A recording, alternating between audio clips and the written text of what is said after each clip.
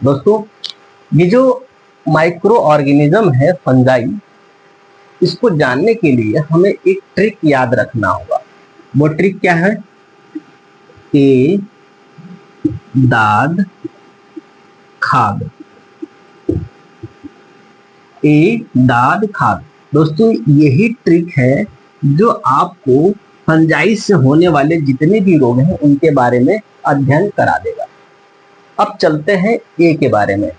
ए से हो जाता है एक्जिमा। एक्जिमा क्या होता है इसके बारे में जान लेते हैं। एक्जिमा एक फंजाई से होने वाला रोग है। इसमें क्या होता है, शरीर के किसी अंग में, जैसे ये हाथ है ना, इन दोनों हाथों के बीच में फंजाई अटैक हो जाता है। जब मॉइस्चर हो जाता है या पानी में बहुत दिनों तक काम आप करते हैं, या कोई ऐसा व्यक्ति जो खेतों में ज्यादा काम करता है, जैसे धान की रोपाई, धान की सोहाई, तो इस कंडीशन में उसके हाथों में क्या होता है, फंगस लग जाते हैं। तो इस फंगस को क्या कहते हैं, हाथों में लग जाए या फिर कहुनी में लग जाए या फिर शरीर किसी भी अंग में लग जाए, तो उसको कहते हैं एक्जिमा। क्या कहते हैं? एक्जिमा।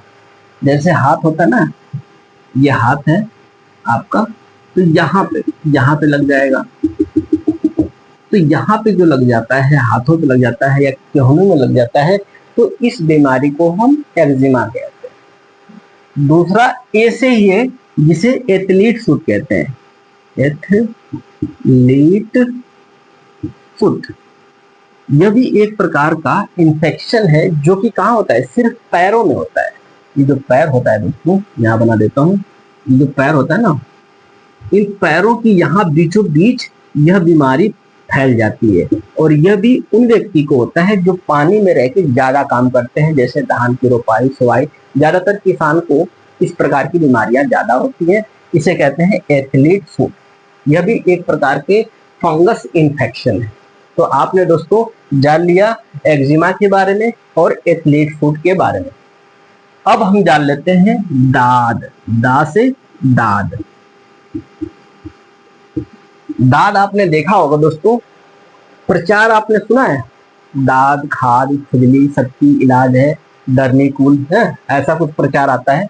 दाद एक प्रकार का फंगल इन्फेक्शन है दोस्तों, जो ग्रुप में मिलके ये फंगस फैलाते हैं। मान लीजिए ये आपका हाथ है, कहाँ बनाऊं, यहाँ पे बना देता हूँ, दिखाई दे रहा है ना। मान लेते हैं ये हाथ है, ध्यान से देखना। तो ये क्या करते हैं, ग्रुप में इन्फेक्शन फैलाते हैं। सारे फंगस मिल करके एक राउंड शेप बना लेंगे और यहाँ पे क्या कर देंगे, इन्फेक्शन फैला देंगे। और इन्फेक्शन फैला के यहाँ की जो चमड़ी है उसको कुरुद कुरुद के काटने लगेंगे। वहां पे लाल लाल हो जाएगा और ये जो ऊपरी वाली चमड़ी की स्किन की जो लेयर है वो खराब करने लगते हैं। यह किसकी वजह से होता है? यह भी फंजाई यानी फंगस के वजह से होता है।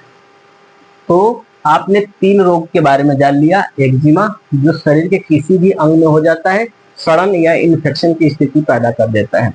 दूसरा होता है एथलीट फुट, जो कि सिर्फ पैरों में होता है और यह भी एक प्रकार का इन्फेक्शन होता है जो कि पैरों में होता है।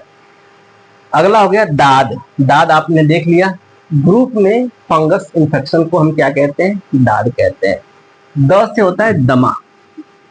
क्या कहते हैं इसको? दमा। क्या कहेंगे? दमा। दमा जो होता है दोस्तों, यह भी फंगस यानी फंजाई से होने वाला रोग है।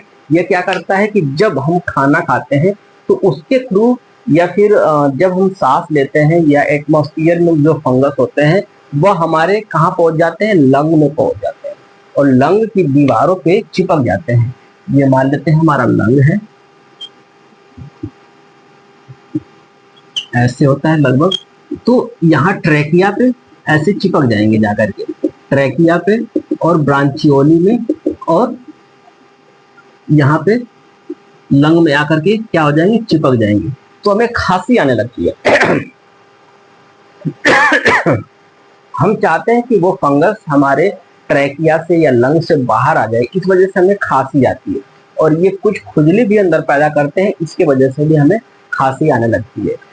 जो दमा होता है ये ज्यादातर बुजुर्ग जो होते हैं उनमें ज्यादा होता है। जो एडल्ट होते हैं, जवान होते हैं, जैसे हमारे और आपके जैसे जो लोग होते हैं, उनके अंदर इतना पावर होती है और फेफड़ों में इतना दम होता है कि वह खखार के उन सारे फंगस या उन सारे फंजाई को बाहर निकाल देते हैं। जबकि बूढ़े बुजुर्ग होते हैं जो, उनके अंदर ट्रैकिया में उतना ताकत नहीं रह जाती है कि वो सारे फंजाई को या फंगस को बाहर निकाल सके। तो आपने जान लिया दोस्तों, एक्जिमा जो पूरे शरीर में होता है, एथलीट फुट जो कि सिर्फ पैरों में होता है, दाद ग्रुप ऑफ फंगस इन्फेक्शन होता है जो किसी एक अंग में होता है हमारे बॉडी के, दमा जो कि ट्रैकिया में होता है या फिर लंग में होता है, खास हो जाएगा खाज। ये जो होता है दोस्तों बड़ा दुखदाई होता है। अब दुखदाई कहने का मतलब कैसे,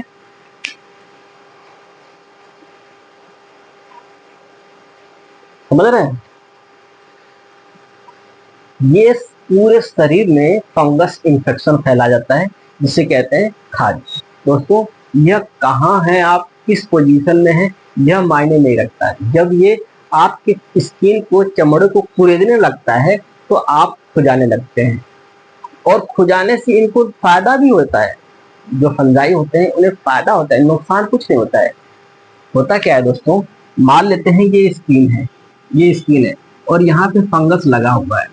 तो फंगस क्या करता है, स्किन को कुदड़ करके या फिर काट करके इसके लेयर के अंदर पहुंच जाता है और आपको खुजली की अनुभूति कराने लगता है। जब खुजली करेंगे तो ये ऊपर वाली जो लेयर होती है स्किन की वो हट जाती है, फिर आसानी से ये क्या करते हैं, फिर नीचे जाते हैं, फिर कुदरते हैं। इसका एकमात्र इलाज है दोस्तों कि आप डॉक्टर से दिखा करके इसकी प्रॉपर इलाज या दवा कराएं। ठीक है, खुजली इसका परमानेंट इलाज नहीं है। ठीक है, तो आपने जान लिया खाज। अब खाज से समझ जाएंगे ना, मैं एग्जांपल बता रहा हूँ, खाज नहीं हो गया है। ठीक है, ग से हो जाएगा गंजापन। क्या हो जाएगा, गंजापन। दोस्तों गंजापन इस समय बहुत ही बड़ी समस्या बन गई है भारत के लिए, क्योंकि जो औरतें होती हैं वो अपने बालों के केयर कर लेती हैं, लेकिन जो मर्द होते हैं या आदमी होते हैं या लड़के होते हैं वो अपने बालों पे ज्यादा केयर नहीं करते हैं। वो क्या करते हैं, यदि किसी से मिलने जाना होता है या फिर किसी रिश्तेदारी में या किसी बारात वगैरह में जाना होता है, ठीक है, तो वो पहले कंघी लेंगे, ऐसे ऐसे 2 बार मारा, बस सिल दिया। जबकि लड़कियां क्या करती हैं, ओ लग रहा है डेंड्रफ आ गया है सिला मेरे बालों में, ठीक है, तो वो क्या करेगी, अरे एक काम करो ना, मेरे बालों को थोड़ी सी सफाई कर दो, या ढील हो गया थोड़ी ढील दे दो, हाँ, या फिर थोड़ी कंघी कर दो, या फिर डैंड्रफ हो गया थोड़ी शैम्पू वगैरह लगा दो ना। तो वो अपने बालों का प्रॉपर तरीके से ध्यान रखती है। इस वजह से औरतों में गंजापन कम होता है। एक क्वेश्चन भी आया था आप ही लोगों से किसी एक का, कि औरतों में गंजापन क्यों नहीं होता है, क्योंकि वो अपने बालों का काफी ख्याल रखती है। यदि आप अपने बालों का ज्यादा ख्याल रखने लगे तो आप भी गंजा नहीं होंगे। गंजे होने के पीछे कई रीजन है।